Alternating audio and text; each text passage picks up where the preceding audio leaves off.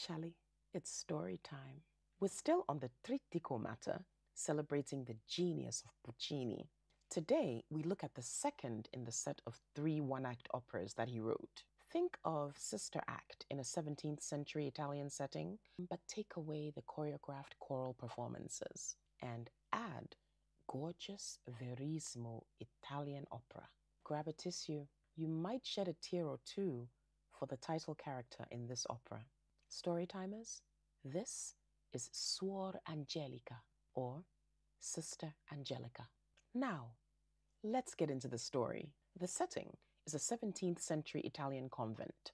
A group of nuns are hanging out in the courtyard, singing hymns together and admiring the golden sunset. They strike up a conversation about some of the things they would love to indulge in. And for the most part, they're trivial things like desserts and pets. Angelica is part of the group, and when it comes to her turn to share her secret cravings, she brushes off the notion. She's like, "Oh, I'm perfectly content with convent life. I have no other desires in my heart." Well, her fellow nuns are not convinced. You see, they know something about Angelica's background. Apparently, she comes from a very wealthy background. We're talking Dangote rich. Money is no object. But the other nuns are wondering why a rich, young, beautiful woman like Angelica is living a life of modesty and poverty with them when she could be lying on a yacht, sipping champagne and flaunting her bikini pics for the gram. Angelica hasn't heard from her family in 7 years. For what reason could a young woman be separated from her family and not be in touch with them for 7 good years? Well, Puccini must have predicted our curiosity, because just as the nuns are gossiping about Angelica, the abbess comes to announce that Angelica has a visitor. Angelica is shocked. Me? A visitor? Who? Like, who even remembers that I'm here? Oh, wait, I need to go and spruce myself up for this visitor. Oh, wait, I'm a nun. This is what I always wear. Okay, where's the visitor? Where is he or she? Should I offer them something? A drink? Some cookies? The abbess is watching all of this impatiently. She's finally had enough, and she says, "Enough, Angelica. Now, let me properly introduce your guest. It is your aunt, the princess." Eee! Angelica is filled with nervous excitement as the abbess leads her to her visitor. My aunt, is she here to take me home?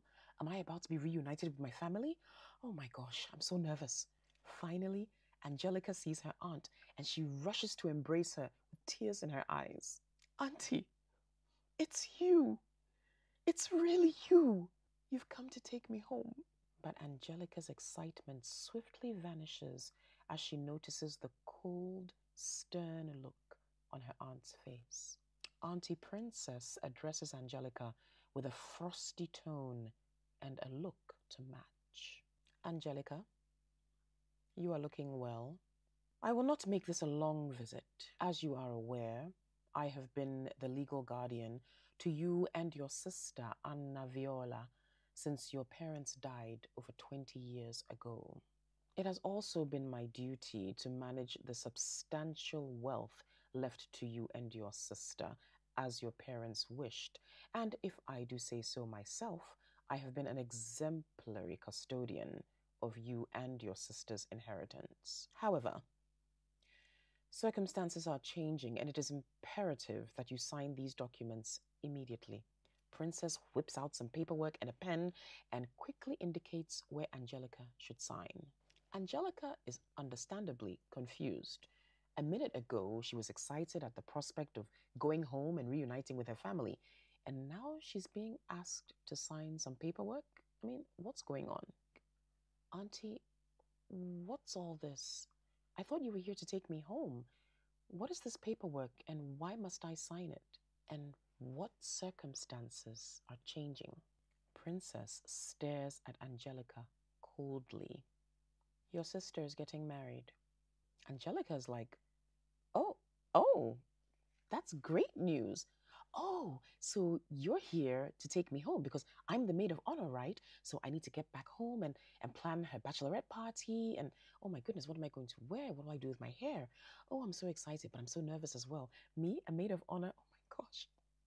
Then Angelica notices that Princess is still giving her that weird, frosty stare, as if she were a disheveled banshee. Once again, her excitement dies down. She's like, Auntie, what is going on? Princess looks Angelica up and down with disgust. Then she speaks. Your sister has found a good man, an heir to a massive fortune, and luckily for her, he is not put off by the embarrassment and disgrace you brought upon this family with your behavior.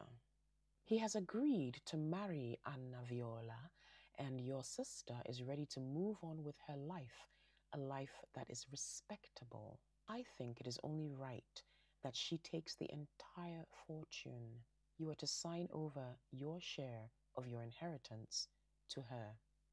Angelica is stunned, but she quickly regains her composure and challenges her aunt's directive. Auntie, I can't transfer my share of the inheritance to Anna Viola because, as you are well aware, I have an heir, my son. Yes, story timers, now we know why Angelica was sent to the convent and why her family shunned her for 7 years. Angelica got her freak on. Angelica wasn't so angelic. Angelica had a baby boy out of wedlock, and her family decided that it would be better to send her to a convent to save the family from the embarrassment and shame. Thank God times have changed. So, Angelica is prepared to sign a document that would transfer her share of her inheritance to her son, her rightful heir. So, case closed, right? I mean, doesn't that solve the matter? Wrong. So wrong.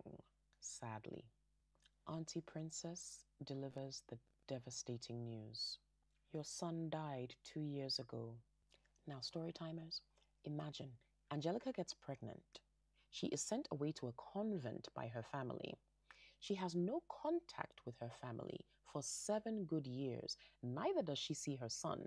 Then one day, her Auntie Princess shows up with her snobbish behavior and demands that Angelica sign a document and give her inheritance away to her sister because her sister is getting married to a wonderful, wealthy man. And then she goes, oh, and by the way, your son died 2 years ago. I mean, come on. Can you imagine the daggers of pain going through Angelica's heart? She is so devastated that she just signs the document without even thinking, and her aunt just leaves her there. Angelica's heart is completely broken. She decides to poison herself to end her earthly suffering. After she drinks the poison, she remembers that, according to her religious beliefs, suicide is a mortal sin. So she quickly prays to the Virgin Mary, asking her to plead to God on her behalf and ask for forgiveness. Then, as she is dying, she sees a vision of her son, accompanied by the Virgin Mary.